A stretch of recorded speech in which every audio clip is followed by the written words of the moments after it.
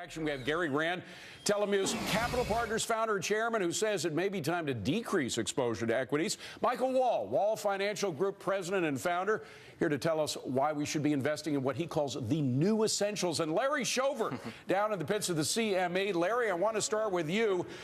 You say that last week's rally created a kind of an air pocket in the markets. What do you mean by that?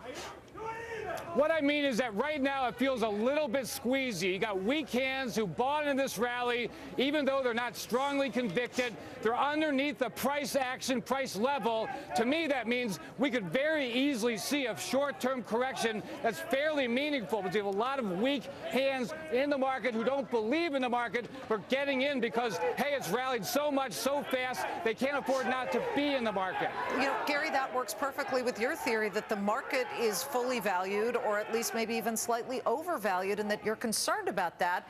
But some people would say historically this market seems to be just fine when it comes to price to earnings valuations.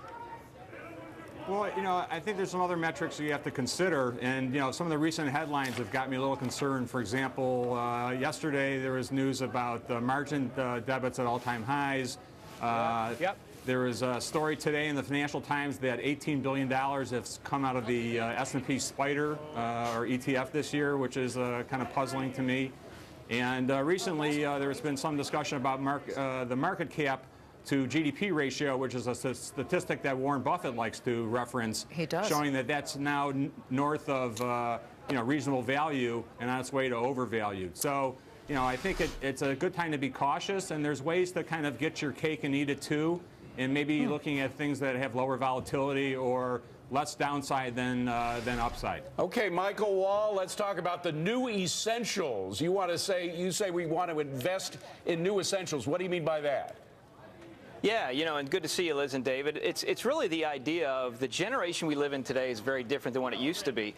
It's funny, you know, people will go without a home, but they won't go without a cell phone. So, you know, a lot of your viewers obviously are being in a situation where most everybody has cell phones out there today. So we want to be looking at things that people can't live without. You know, people are checking their Facebook throughout the day. There's just a lot of things that makes our world very different. So we want to be investing in things that can capitalize on that type of stuff. Okay, so, you know, Gary caught my ear when he said if you are worried that we might see a little bit of shakiness in the markets, then there are ways to pick stocks that have less downside. I would love more growth, but if we're going for less downside, Gary, what do you look for? What do you see? Well, first of all, there's strategies that maybe you get equity-like returns without equity-like risks. So, for example, we've been investing in a hedge fund that's invested in distressed equities and distressed debt. And it's off to a very strong start this year. I think that's a place you can add some money. Also, there's funds and managers that pride themselves on getting you a lot of the market upside, so maybe 90 to 95% of the upside, but only 70 to 75% of the downside. And I would look to allocate money to those managers as well in here, with the market getting to more of a fuller valuation and more mature in the cycle. Larry Shover, let me talk about housing for a second here, particularly because of the winding down of Fannie and Freddie. This is, by the way, one of the few times when it looks like Democrats and Republicans are working together to try to get the government out of Fannie and Freddie, create something else, put the housing market specifically on target so that the taxpayer doesn't have to bail them out again. But I'm wondering if there's a concern here. It happens at the same time that the Fed is pulling back on buying mortgage-backed securities. Could the housing market be in for a bump here? You know, it could be, but over the long term, I don't think so. It could be a temporary speed bump as this gets worked out. These things don't get worked out overnight. The bottom line is there's still plenty of demand in the housing market. We have climbed up a big flight of steps after falling off a cliff. But hold on a second. Hold on, Larry. Let me push you back for a second. If the Fed is not buying mortgage-backed securities to the tune of tens or hundreds of billions of dollars worth every year, who's going to step in to buy them? Well, I think the market in general will start buying them just like they do right now. I mean, we're going to have traders around the world realizing it's a good investment. But the market doesn't buy them down, Larry. The market is not buying them now. It's the Fed that's buying about 80 to 90% of them. Right.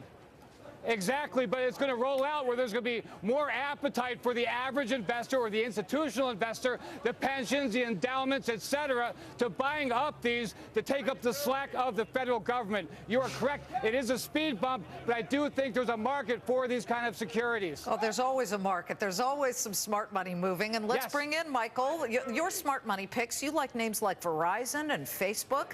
And this superimposed over a geopolitical picture that looks to be a little frightening with Ukraine, at least from your perspective.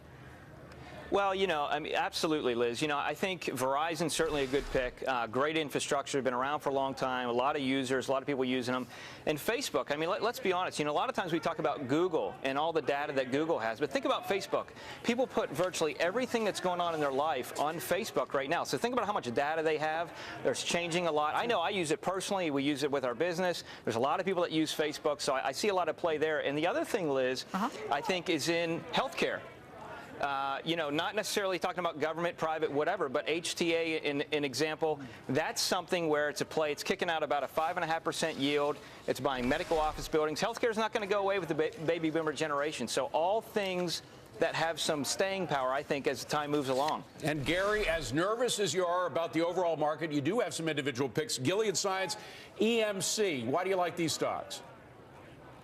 Well, Gilead is a play on virus treatments and cardiology, and with the advent of new medicines, the further enrollment of a greater population to use them, I think it's a good play. It's only trading at about 15 or 16 times next year's average earnings estimate, so not a super expensive stock.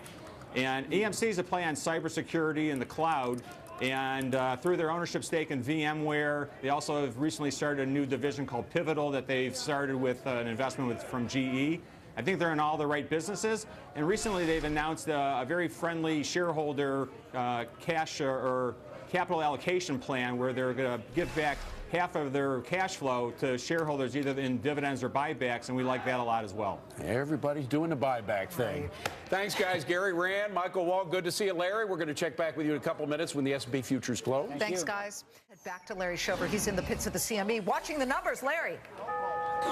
Right now, currently, the market seems quite content to run in place. But make no mistake about it, even though correlations are dropping, even though macro news is staying local, traders are watching the two next big things. Next week, we have Yellen speaking. That could be a big deal for the market. Is she going to come through and deliver qualitative guidance going forward? Lastly, we have earnings season, April 8th, the very beginning of earnings season. How much more can the market bear blaming things on weather, knowing we need to see growth metrics for the market to go forward? Fine. You can't, when it's 50 degrees in Chicago, you can't blame the weather anymore. Larry Schober, thanks. Thank you, That's Larry. right.